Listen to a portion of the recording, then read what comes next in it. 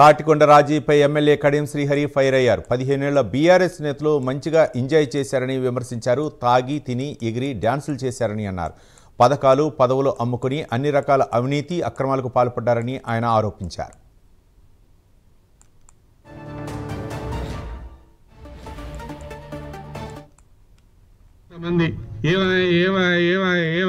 సమయం మాకు కూడా కావాలి కదా.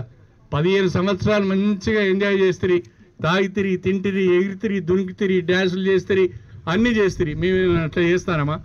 అన్ని రకాల అవినీతికి పాల్పడుతుంది, అక్రమాలకు పాల్పడుతుంది, పనులు అమ్ముకుంటుంది, పథకాలు అమ్ముకుంటుంది, పదవులు అమ్ముకుంటుంది.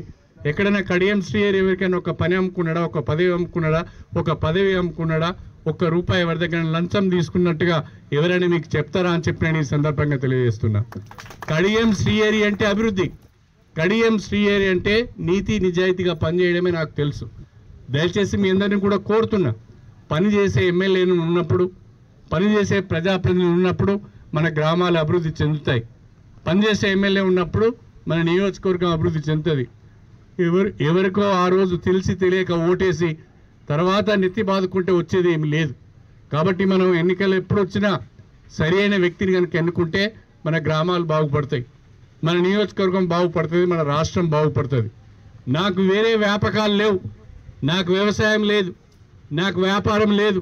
నా 3 బిడ్డల పెళ్ళిళ్ళు అయిపోయినాయి, వాళ్ళు హాయిగా సంవత్సరాలు చేసుకుంటున్నారు. ఒక బిడ్డని మీరు ఎంపీ చేసి మీ ఆశీర్వాదంతో ఒక బిడ్డ ఎంపీ కూడా అయిపోయింది. నాకేం పని లేదు. నాకున్న పనంతా స్టేషన్ గన్పూర్ నియోజకవర్గాన్ని ఏ రకంగా అభివృద్ధి చేయాలి,